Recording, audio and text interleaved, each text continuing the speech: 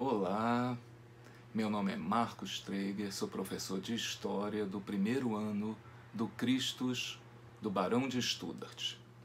Hoje nós vamos conversar sobre a civilização romana. Nós escolhemos um tema que é muito importante, que é a expansão romana durante a República. Nós vamos trabalhar do início da República, no século VI, em 509 a.C., até o fim da República, no século I, por volta de 31 a 27 a.C., quando Otávio Augusto vai recebendo todos os cargos que vão lhe conferir o direito, a autoridade de governar exclusivamente ele, uma autarquia, um império. Então nós vamos analisar toda essa fase, que tem como ponto central a expansão romana e os efeitos dessa expansão. Esse material está entre as páginas 159 e 170 do livro de vocês, entre as páginas 159 e 170 do livro de vocês. Então vamos começar. Roma se tornou uma república.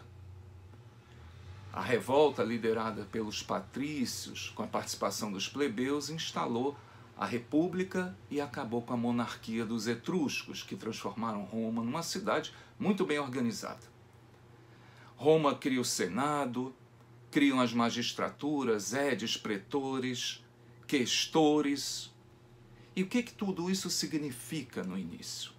Significa como se você fosse olhar uma empresa que está começando e ela fosse tão bem organizada, tão bem estruturada, mas ainda jovem, ainda com um tamanho pequeno, mas você dissesse assim: rapaz, essa empresa tem tudo para dar certo, tem tudo para crescer.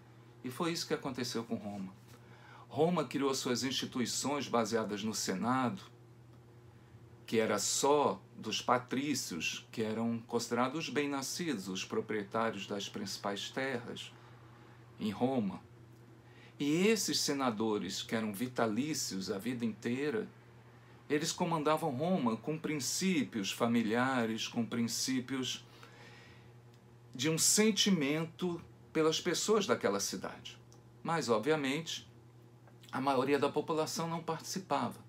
Então, apesar de Roma ser muito bem organizada, o momento inicial da formação da República é marcada pelo conflito entre patrícios e plebeus.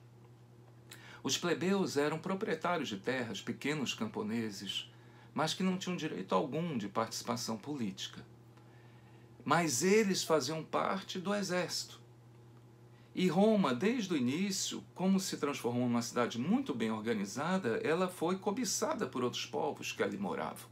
Aos arredores, os volscos, ecos, italiotas, os próprios etruscos. Muitos povos habitavam aquela região.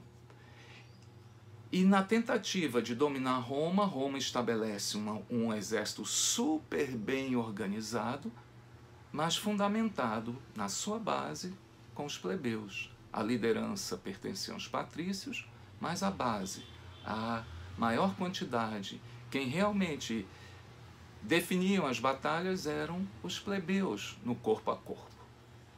Então esses plebeus começaram a exigir direitos políticos. E isso foi bastante importante, porque Roma dependia do exército. É como se fossem motins. Os plebeus, eles eram a base do exército. Se eles não participassem do exército, Roma cairia, seria invadido. Então eles tinham uma força política muito grande no início da República e foram conquistando muitos direitos que vocês vão encontrar nos livros. As leis. Então você vai ter em 494 o Tribunato da Plebe, que os plebeus vão ter o direito de ter um representante dentro do Senado que possa vetar qualquer decisão do Senado. Se esse tribuno disser não, a lei não é aprovada. É o Tribunato da Plebe, em 494, no início do século V a.C. Depois nós vamos ter as primeiras leis escritas. Muito importante, a lei das 12 tábuas. Por mais que elas fossem conservadoras, uma lei escrita, ela retira a autoridade pessoal e remete à autoridade, a algo impessoal, à lei, a que todos podem obedecer. Por mais que ela seja severa, não é uma pessoa que decide, não é um patrício que vai dizer, essa é a sua punição. Não, ele vai ter que cumprir a lei. E a lei estando escrita, nós podemos ter acesso a ela e dizer, você não está cumprindo a lei.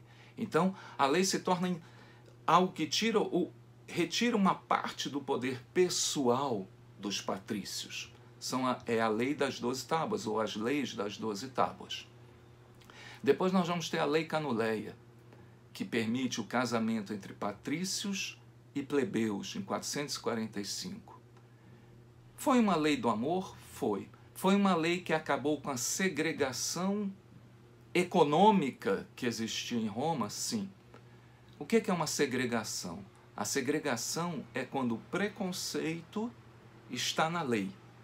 O apartheid na África do Sul era segregacionista, porque o preconceito racial, no caso da África do Sul, estava dentro da lei. Aqui em Roma, a segregação era econômico-social, de origem social, sobre os plebeus.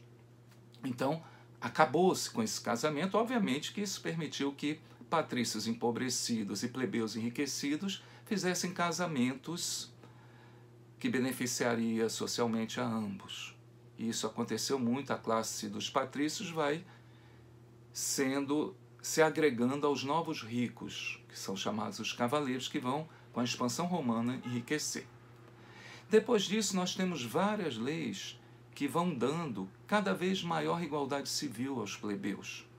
Uma dessas leis importantes são as leis licínias, do senador Licínio VI. Foram várias leis editadas por volta de 387 a 367 a.C., em que você permitia que um cônsul fosse plebeu. Um cônsul era quem dirigia as reuniões do Senado, era um senador, mas agora um cônsul pode ser plebeu, pode ser eleito na Assembleia da Plebe. Então esse cônsul, depois de um ano, porque a magistratura é de um ano do cônsul, são 2 cônsules, ele se torna senador. Então os plebeus entraram no Senado, começam a participar do Senado. As leis licínias acabam também com a escravidão por dívida, que era muito comum quando uma pessoa estava endividada e não tinha como pagar suas dívidas, oferecer a si mesmo ou a um filho seu como escravo. Imagina se isso acontece hoje no mundo, no Brasil, quanta gente endividada, né? Nós temos também, com as leis licínias, que são muito importantes, o ager publicus, a oficialização que as terras conquistadas pelo exército romano, pela expansão romana, 1/3 delas pode ser dedicada à sociedade, aos mais pobres, ou distribuída aos plebeus. Mais tarde, 2 tribunos da plebe vão exigir que essa lei fosse cumprida, Tibério e Caio Graco. Mas elas foram feitas aqui, só que não foram muito bem cumpridas. Nós temos a lei Ogúnia, que permitiu que um sacerdote fosse plebeu. Nós temos a lei Hortência, em 287, que permite que a Assembleia da Plebe possa fazer leis. Está certo que a Assembleia da Plebe, nesse momento, já tem a participação dos patrícios, porque a plebe ou a Assembleia Comitatus Plebis, nesse momento é entendido como todo o povo, mas a maioria ainda é de plebeus. E você pode estar pensando assim, nossa, isso é parecido com a Grécia, com a história de Atenas. A história de Roma é parecida com a história de Atenas. Que você tinha uma aristocracia que governava em Atenas, você tem em Roma, que é o Senado, são os aristocratas. Você teve conflitos sociais na Grécia, você tem conflitos sociais em Roma. E na Grécia, esses conflitos sociais e a luta por direitos civis levaram à democracia. Só que em Roma, quase vai se chegar à democracia. Mas em vez da democracia, nós vamos ter uma ditadura, nós vamos ter um império, o comando de uma pessoa na história de Roma. Qual a diferença desses percursos? O que marcou em Roma não ter chegado à democracia, mas muito próximo, já que a Assembleia do Povo, da plebe, tem direitos de fazer leis? O que marcou isso foi o crescimento econômico de Roma, com a expansão militar, a expansão territorial.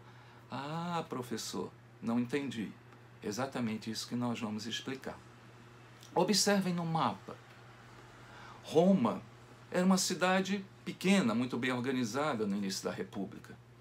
E ela foi se expandindo ao longo dos primeiros 150 anos, principalmente, por toda a Itália.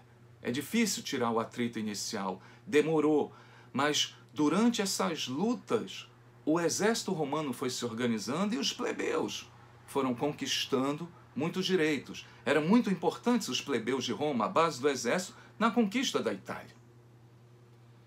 Qualquer revolta dos plebeus poderia ocasionar a queda de Roma. Então as conquistas sociais foram muito grandes. Os plebeus participavam dessa luta. Depois que Roma conquista toda a Itália, ela tinha duas opções. Ou sai ao norte, ultrapassando os Alpes para terras consideradas bárbaras, desconhecidas, que podem ter muitas riquezas, mas que não há garantias. Ou sai para o Mediterrâneo, que é uma área já com riqueza, que é uma área cheia de comércio, mas que tem um pequeno probleminha. Cartago, no norte da África, dominava a maior parte das ilhas da Sardenha e da Sicília, bloqueando a expansão naval de Roma. Então, se Roma quisesse sair pelo Mediterrâneo ocidental, teria que enfrentar uma grande cidade-império fundada pelos fenícios antigos, mas que agora dominava todo o norte da África, parte do litoral da Espanha e da França e as ilhas da Sardenha e da Sicília. E Roma saiu. Foram 120 anos de guerras, de 3 grandes guerras, de 264 a 146 a.C., chamadas Guerras Púnicas, porque os romanos chamavam os cartagineses de punis. Então são as Guerras Púnicas. E Roma venceu. Quase perdeu algumas delas, mas venceu. Conquista o Mediterrâneo. E aí, depois disso, ninguém mais segura Roma. Em 120 anos, 130, conquista todo o Mediterrâneo. E os romanos chamam, agora esse mar é nosso, em latim, o Mare Nostrum. Roma, além das conquistas territoriais, conquistou a capacidade de se comunicar entre todas essas províncias com muito maior rapidez, porque é através do mar. Através do mar Mediterrâneo, o Mare Nostrum. E essas conquistas trouxeram muita riqueza a Roma. Mas foram essas conquistas que não foram bem administradas nos setores político e social que vão gerar a queda da República. Então observem bem, a queda da República que nós vamos estudar agora, ela tem como causa os efeitos da expansão romana. Mas professor, Roma ficou muito rica, exatamente, mas não soube administrar político e socialmente as transformações que essa expansão gerou. Então, vamos a um novo quadro. Observem essas duas pirâmides, esses dois triângulos. As mudanças sociais foram muito intensas em Roma. Quando Roma começa a sua expansão, nós tiramos duas fotografias. Uma do início da expansão, no século V a.C., e outra fotografia da sociedade no século I, que é o século da crise da República. Foram 400 anos aí. Nós estamos tirando duas fotografias de dois momentos. Não tem aquelas antes e depois, 30 anos atrás e hoje, mais ou menos isso. 4 séculos de diferença.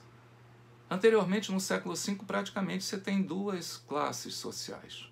Patrícios, uma minoria, que detém o controle político das principais terras, são pessoas de famílias estruturadas, e os plebeus, que também são pessoas de famílias organizadas, com pequenas terras. Todos eles, todos os plebeus, no início de Roma, tinham pequenas terras, eram pequenos proprietários. Só participava do exército quem tivesse terras no início. E a expansão romana acontecia, guerras, foram 400 anos, que não pararam agora, mas vamos calcular esses 400 anos. Você era obrigado a servir dos 17 aos 46 anos.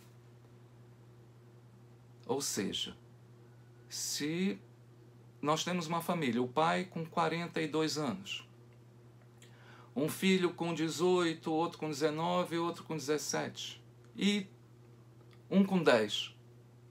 Todos esses 3 filhos e o pai irão para a guerra e servirão e não tem salário, porque você está defendendo a sua cidade. Quando você voltava depois de 3, 4 anos de campanha, como é que estava a sua terra? Largada, abandonada. Sua esposa, seu filho pequeno, no máximo contraíram alguma dívida para poder sobreviver. E você agora volta da expansão. Pode vir até com algum pequeno espólio distribuído por um general de campanha, mas você não vai conseguir sobreviver aí. Então a tendência é você vender a sua terra, pagar a sua dívida e ir para a cidade. Esse processo se chama a proletarização dos plebeus. Os plebeus vão para a cidade, tentar a vida na cidade. E onde é que eles vão arrumar um emprego, um ofício que eles possam fazer? Eles passaram tantos anos guerreando. Quando você vê um ofício, já tem um escravo. Quando você vai ver um artesanato, já está cheio de escravos. Quando você vai querer trabalhar no comércio, tem escravos trabalhando. Peraí, de onde vêm esses escravos todos? Da própria conquista. Se vocês observarem na pirâmide, antes não havia praticamente escravos, tinha os escravos por dívidas, que isso foi retirado com a Lei Licínia em 367. Mas agora você tem escravos das conquistas e formam a maior parte da população. Então não há onde trabalhar. Você vai se tornar, a linguagem foi criada em Roma, um proletário. Você não tem nada a não ser sua prole, seus filhos. Isso causa uma certa revolta. E eles sabem lutar. São soldados. Fizeram a glória de Roma, a riqueza de Roma, e estão entregues aos deuses. Estão entregues à sua própria sorte. E isso vai gerar muitas revoltas. Esse êxodo rural, essa falta de preparação para o recebimento dos veteranos, das pessoas que participavam nas guerras, mas perdiam tudo em nome de Roma, em nome da vitória de Roma, perdiam tudo. E agora você tem um escravismo que é introduzido em massa, você não tem onde trabalhar. Fica uma situação difícil, então eles vão na porta do Senado, xingam senadores, tacam coisas em senadores. E a polícia? Roma tinha uns censores que tentavam manter a ordem, mas era proibido em Roma andar armado. Desde a proclamação da República, em 409, em Roma, que se proibiu usar armas para evitar uma revolta que retirasse o Senado do poder e impusesse a monarquia novamente. Eles tinham muito medo, eles tinham trauma de monarquia. Então, as pessoas não andavam armadas, obviamente que andavam com um punhal escondido, por trás da roupa e tudo mais. Mas era uma situação inusitada, você não tinha um policiamento que pudesse reprimir esses veteranos, esses proletários. E a situação foi se tornando mais instável porque os escravos começaram a fazer revoltas na Espanha, na França, na parte sul da França, do Mediterrâneo, que a de Sertório na Espanha foram mais de 130 mil escravos e famílias de escravos que se revoltaram. A mais conhecida que nós sabemos é a de Espartacus, na Península Itálica, na Itália, que participaram mais de 120 mil pessoas, liderado por um gladiador, Espartacus, que se libertou. Por sinal, os gladiadores eram escravos, os grandes heróis da plebe romana eram escravos. Ficavam lutando nos pequenos coliseus, que ainda não tinha um grande coliseu, que só vai ser inaugurado por volta de 80, 79 a.C. Então essa situação se tornava insustentável. Você tinha Roma rica, mas você tinha agora revoltas dos proletários, antigos plebeus, revoltas de escravos e as províncias que participavam do exército, porque agora não são só os plebeus de Roma. Roma se expandiu e vai colocando no exército pessoas das províncias italianas e depois das províncias não italianas, como da Espanha e de outras províncias africanas e da Europa mesmo. Então o exército romano vai se tornando internacional e cada vez mais as províncias vão exigindo direitos. Mas, professor, o senhor falou que as conquistas dos plebeus paralisaram, que a democracia não aconteceu por causa da expansão. Eu não entendi essa parte, porque agora os plebeus de Roma não têm essa força toda. Se os plebeus de Roma já não são a maior parte do exército, eles passam dificuldades, eles vão se tornar os proletários que vão para a porta do Senado fazer revoltas, maldizer os senadores, apoiar políticos, porque eles tinham direito de votar em alguns políticos na Assembleia da Plebe. Mas as grandes conquistas cessaram justamente quando cessou a conquista da Itália. Circunscritas a conquista da Itália, quando os plebeus do exército, os plebeus de Roma eram muito importantes. Agora não, o exército é multinacional. E as questões também se transformaram. Se vocês observarem novamente o triângulo, os plebeus antigos se tornaram alguns muito ricos, os homens novos que vão participar, através do casamento da lei Canuleia, com os patrícios da nova elite social. Você tem os clientes, aqueles que vivem de favor, já que não têm empregos. São pessoas que vivem, é chamado clientelismo, de favores, prestam favores e são muito fiéis na Assembleia da Plebe em conquistar votos para os seus políticos patrões. Nós temos a maioria dos plebeus que se tornaram proletários urbanos. E a minoria são camponeses agora. Vejam, acima dos escravos. A minoria são camponeses. Antes todos os plebeus eram camponeses. Então a questão mudou. A questão não é mais patrícios e plebeus. Os plebeus se transformaram em novos ricos, em clientes, em proletários e em camponeses, que antes todos eram. As questões mudaram. E a maioria da população agora é de escravos. Então as revoltas de escravos, as revoltas dos proletários e as revoltas nas províncias, em 88 a.C., quase que a Itália é destruída pela revolta das províncias italianas que invadiram Roma. E aí conseguiram direitos políticos e participação no Senado de Roma também. O Senado se enfraquece, ele tinha a obrigação de manter o equilíbrio, de manter a paz. E não consegue. E nesse momento, quem são os grandes heróis do povo? Aqueles que distribuem riquezas quando fazem grandes conquistas, os generais. Que quando retornam a Roma se tornam senadores. Porque são de famílias. Você não tinha carreira no exército. Você tinha carreira, mas você já entrava. Se você fosse da elite, você já entrava para o generalato. E se você fosse bom, você fazia carreira. Se não fosse, você ficaria na política apenas. Então, muitos generais eram generais e políticos. E eles aumentavam o poder, o povo os amava. Eles eram os heróis do povo, enquanto os senadores ficavam em Roma, a maioria deles, e não entendiam das novas situações. Queriam viver um mundo que já não existia mais, o mundo antigo da tradição. Roma mudou, Roma ficou multicultural. Então, os generais conseguiam aumentar, liderar o Senado, se tornar cônsul, 1 ano, 2, 3, era proibido, só podia 1 ano. Mas exigiam, pressionavam o Senado porque eles tinham o povo do lado deles e as tropas acantonadas ao redor de Roma. Elas não podiam entrar em Roma, as tropas militares das legiões. Então, o Senado manipulava também os generais. Colocava um, depois tirava o poder desse, dava outro, e os generais ficavam disputando entre eles esse poder.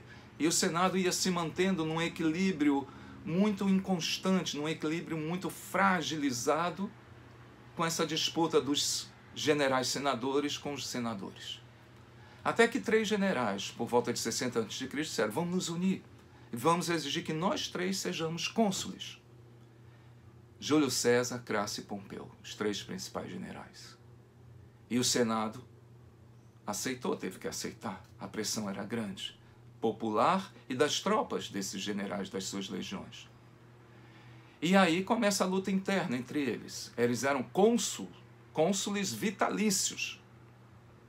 Nessa disputa, Crasso morre numa guerra, Pompeu e Júlio César disputam poder e Júlio César fica com o poder absoluto. Mas ele teme o Senado. E nesse momento, os senadores, quando Júlio César está aumentando seu poder individual, matam Júlio César dentro do Senado, como para ficar uma lição. Nunca mais ninguém tente usurpar o poder dos senadores, porque receberá a morte. Era uma prática comum dos senadores, dos seus capangas. O que eles faziam? Fizeram com Tibério e Caio Graco, dois políticos, tribunos da plebe, que exigiam que a terra pública das leis licínias antigas fossem cumpridas, fossem distribuídas, fossem plantados alimentos e distribuídas terras para os exércitos, para os veteranos, para os proletários de Roma, para esvaziar a pressão das cidades. Os dois foram assassinados pelos senadores. Caio pediu para um soldado matar, um escravo soldado o matar, porque se ele fosse capturado, os senadores tinham o hábito de matar de forma lenta, com facadas, não em áreas vitais, como fizeram com Júlio César, para que essa morte fosse aprendida como lição. Era uma coisa um pouco cruel. Então, Júlio César não foi o primeiro a morrer por facadas dos senadores. Tibério Caio Graco e Marco Druso, também outro tribuno da plebe em 91 a.C., morreram dessa forma, pelos senadores, mas não dentro do Senado. A política, os políticos foram desacreditados. Imaginem essa situação. E quando Júlio César é assassinado, os políticos pensando, senadores, que não haveria mais revolta, há um novo triunvirato liderado por Marco Antônio, Otávio, Caio Otávio, sobrinho e sucessor político de Júlio César, e Lépido. Novamente, eles fazem uma guerra civil, estabelecem o domínio sobre o Senado. Lépido morre numa guerra, Marco Antônio se apaixona por Cleópatra, entra em guerra com Augusto, porque ele queria dividir o império, Cleópatra ele, metade, e Otávio, outra metade. E aí Otávio ganha essa guerra e se torna único. E nesse momento, ele vai recebendo todos os títulos. Nós já temos 100 anos desde o assassinato de Tibério Graco, 133 a.C., até esse momento em que Caio Otávio se torna único em 31 a.C., nós tivemos 100 anos de guerras civis, claro que com interrupções, mas são 100 anos de instabilidade social, política. Ninguém vive bem. E aí Otávio vai recebendo os títulos de Augusto, príncipe, imperador. Ao longo de 4 anos, de 31 a 27, ele recebe esses títulos e em 27, oficialmente, ele é considerado o imperador de Roma. Será que Otávio vai resolver os problemas de Roma? Será que Otávio, que aparece nesse momento como a solução da crise da República, da inadaptabilidade dos senadores às novas condições sociais e políticas de Roma, porque Roma estava rica, mas economicamente estava bem, mas o povo vivia mal e a política não sabia administrar essas novas situações. Será que Otávio vai resolver esses problemas com a instalação do Império? Isso nós vamos conversar no nosso próximo encontro, que será o Alto Império e o Baixo Império. Muito obrigado, estudem essas páginas e até o próximo encontro. Um abraço carinhoso em todos vocês.